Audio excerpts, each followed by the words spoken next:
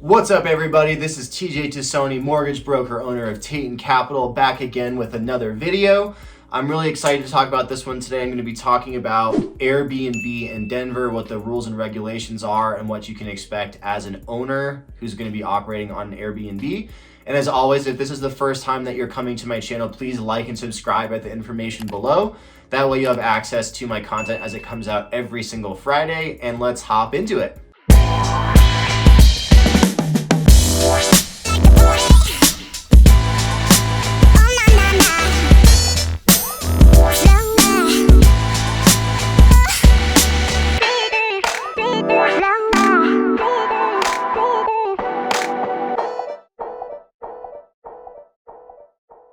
All right, so for those of you who don't know, who've been living under a rock, Airbnb is a service that allows a consumer to rent their house out to other people as guests on a short-term basis, as you would if you're gonna go into a hotel. You're just basically staying in someone's house instead. So it's been something that's been very popular over the past few years, and as a homeowner, it's now a new source of revenue, so it's something that people are really starting to do. Now, in Denver County specifically, they do have rules about how Airbnb works if you are an owner. So you're only able to do Airbnb on your primary residence. If you are going to rent a property out from 1 to 29 days, you do need to have a short-term rental license with Denver. If it's above 30 days, then you do not need a short-term rental agreement license with the city. It's just going to be if it's on a short-term basis. So I'm going to talk about the specifics of what the rules are and what the application process looks like, what the costs are, things like that.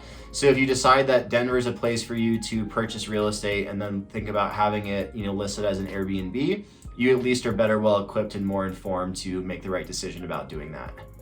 All right, so as of 2016, Denver put out some rules and regulations regarding short-term rentals. The basic things to kind of keep in mind is that all short-term rentals are required to have a license. Any short-term rental has to be in primary residence. It cannot be an investment property strictly for short-term rental purposes. It has to be your primary residence. All short-term rental hosts must follow the rules specifically pertaining to safety, taxes, zoning, and insurance. Anytime you're advertising your short-term rental, your business license number has to be on that advertisement.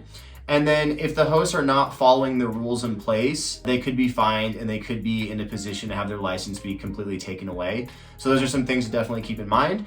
And now I'm going to talk about, what pertains or what the rules are specifically in insurance, zoning, and all of the other, additional requirements like the taxes and the safety as well.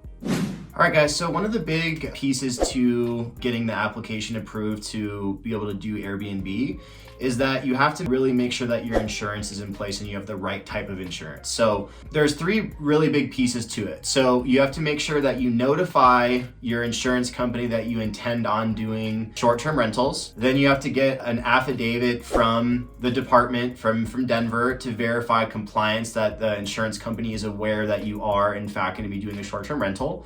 Then you have to have liability insurance on your property for no less than $1 million. And if the property is located within an HOA, the HOA has to know about it. And then you have to also get another affidavit from the department to ensure that you're within compliance, that the HOA is aware of the fact that you're going to be doing short-term rentals. So those are really the big pieces to the insurance side of it. Now I want to talk about zoning requirements.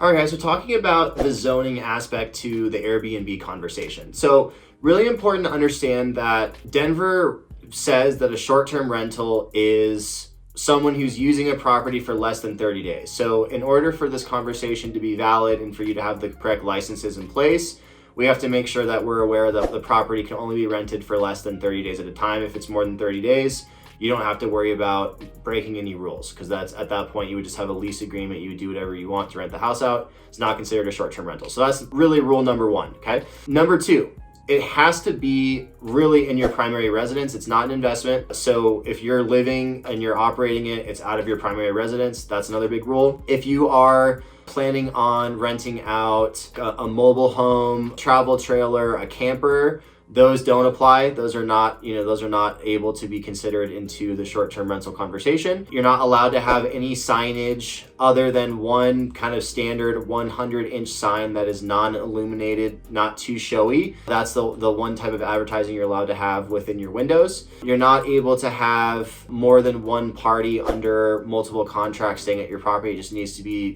limited to one party at the same time. And then you're not able to restrict the amount of guests that you can stay with, with the property. So those are some things to keep in mind.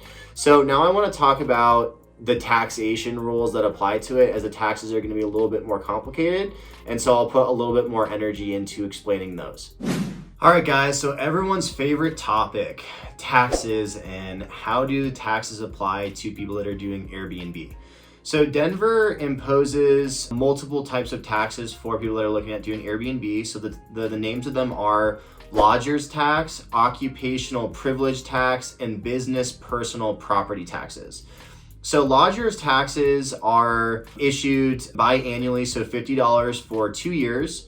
Now, lodger's tax rate is 10.75% of the entire cost of what the lodging is. So, whatever the booking is, it's 10.75% of that. The OPT, or the occupational privilege tax, is a tax basically created or in place if a business makes more than $500 in a calendar month. Taxable employees are liable for $5.75 per month. And then the business has to pay $4 per month per employee. Now, business personal taxes are assessed on the established value of the property. And so that's something that happens, you take a look at what the value of the properties and you pay taxes accordingly. There are different rules when the taxes are due, and it's based upon the amounts that you make within a certain amount of months. So I'll show you a table so you can see, so it's a little bit kind of confusing to look at. And then, as always, if you have any questions about this, I know it's kind of a little complicated, so I'd love to answer any questions specifically pertaining to that.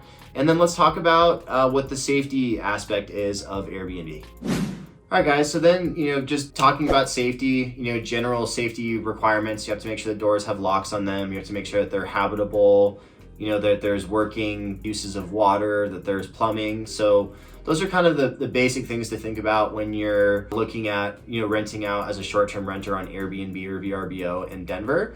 And as always, guys, I really appreciate making these videos. It's fun for me. I love to look at what I can do to kind of help better serve my consumers. So if there's any questions or any type of content ideas that you want me to take a look at doing, I'm always open to that.